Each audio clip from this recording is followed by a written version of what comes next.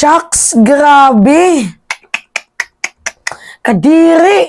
So ngayon nga po guys, merong video scandal na lumabas. Viral po ngayon guys sa TikTok na naman itong si Roqueta, na kung saan sa ipapakita kong video sa inyo, makikita nyo yung kanyang pagiging unprofessional.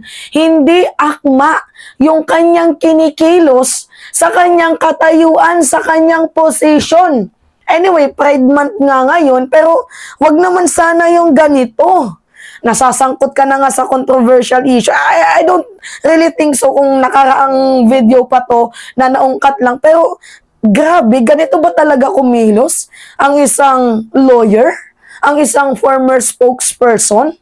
Anyway, ito panoodin nyo tong video na to.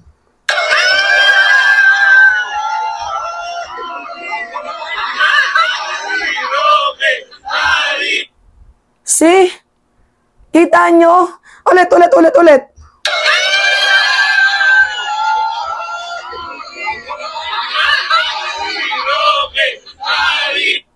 Nakakaya, tas proud na proud ka pa, ganon ka pa. Ano ibig sabihin ng ganon? Diba? Oh, ito guys, i-play ko ulit.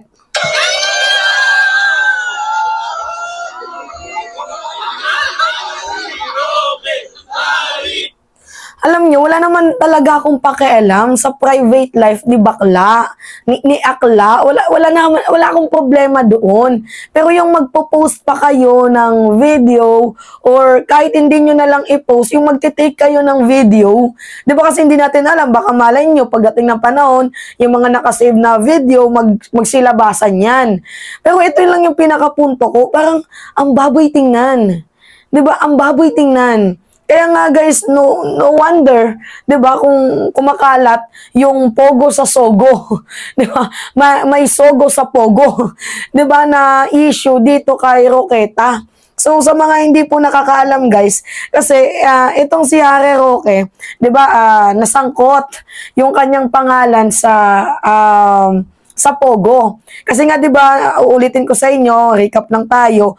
Meron pong ni-raid na Pogo company doon po sa Purac, Pampanga. And then nung ni-raid po yung Pogo sa Purac, Pampanga, meron pong mga dokumentong nakita.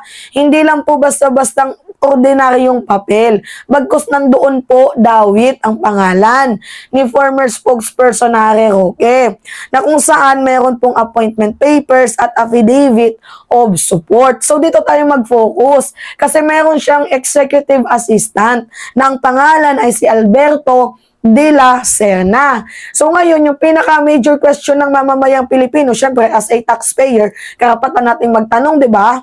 So ngayon, yung major question dito, bakit lagi mo siyang kasama sa mga foreign trip mo? So ngayon, nung sumagot, itong si Harry Roque, ito nga guys, no, balikan natin.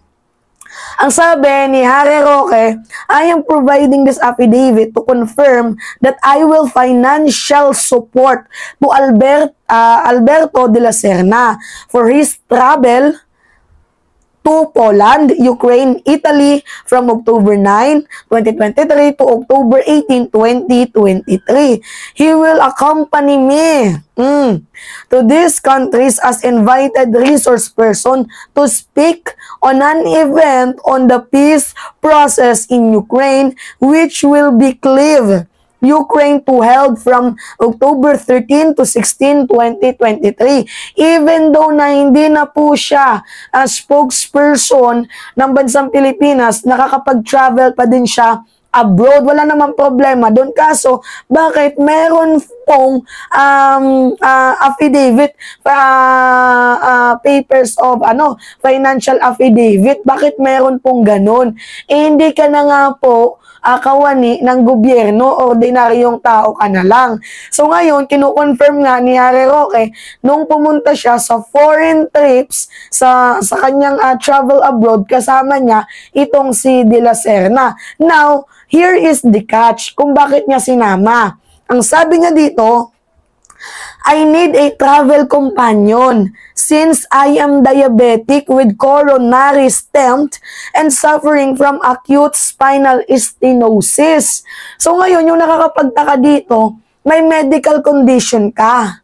'Di ba na anytime baka sumakit yung likod mo, may mangyari sa'yo, hindi ka makahinga, walang kakamot ng likod mo. Dapat sana yung sinama mo sa mga foreign trips mo, travel abroad, kung yan man po ay legit, 'di ba, para sa bayan, kuno. Ang problema kasi natin dito at yung pinaka seryosong genuine question natin, bakit yung kasama mo is yung supermodel? Na instead sana yung may alam sa medical field. Walang problema kung isama mo yan. 'Di ba? Sa mga foreign trips mo, sa mga pinupuntahan mong bansa, kung meron siyang kaalaman sa medical field. Kasi unang-una, sabi mo nga dito, meron kang diabetic with coronary stent and you are suffering from acute spinal stenosis. Basically, meron kang pangangailangan, may sakit ka. So kapag magta-travel abroad ka, kailangan mo ng isang merong alam sa medical field, such as doctor or nurse, caregiver, or di kaya yung wife mo sana. The problem here is, bakit mo isinama yung isang supermodel? Anong alam niyan? Hanggang beauty contest lang naman yung alam niyan. Ano yung ginagawang panghilot sa'yo? Otin? Ha? Yun ba? Yun ba yung gusto mong ini-inject sa'yo, yung Otin? Nakakahiya. Diyos ko po, ano ba naman yan? Okay? 'Di ba? Tapos sabi ni Arman din, totoo ba na sinusweldohan mo ng 54,000 monthly itong si Alberto de la Serna? Actually, wala akong problema kay Alberto de la Serna. Nadawit lang yung kanyang pangalan talaga dito. Kasi nga, unang-una, magtataka ka, bakit yung papers, yung affidavit of support and appointment papers, bakit nandoon sa Pogo na yon? Ano yung meron doon? Bakit nandoon? 'Di ba? Bakit nandoon 'yon? And kung tinatanong niyo naman, Mima, Mima, hindi naman related sa Pogo, yung papers na 'yan. Ba't mo hindi nadamay si Roque? Meron tayong balita, guys. O, tingnan niyo 'to, ha. Ano yung balita diyan? Purak Pogo list Harry Roque as legal representative. Meaning to say, may nakita ding isang mas malalim na ebidensya na itong si Harry Roque is naging legal representative ng Pogo na 'yon. Kumbaga, di umano lawyer ng Pogo operation na yun. Nandun sa papers na yun, yung board of director, president, diba? Nandoon, tapos yung legal representative, which is dadawit nga yung name ni Roque. So ngayon, yung defense ni Roque, para din parehas kay Alice Go. Sabi niya, hindi naman ako lawyer ng Pogo na yan. Bagkus ako po ay lawyer ng tama ba yung pagbabasa natin? Whirlwind ng company na yan. Doon po siya nagtatrabaho. Which is itong Whirlwind company na yan, doon po nangungupahan ang Pogo. Yun yung palusot ni Roqueta. Kagaya ng palusot ni Alice Go. Ako lamang po yung may-ari ng lote na tinatayuan. Nangungupahan sila sa akin pero wala po akong relation sa Pogo na yan. Diba si? Nakakahiya ka talaga, Roque. Mula noon hanggang ngayon, talagang balimbing ka. Literal na balimbing. Anyway, yun po, guys. Yun yung scandal video ni Roque. Di umano na kumakalat sa social media, especially sa TikTok. Hindi ko kino-confirm na siya yun. Pero kung totoo man yun, nakakahiya. Yun lang. Anyway, it's me again, guys. Si Mima Atisha nyo. At nagbabalik ulit para sa ating panibagong video.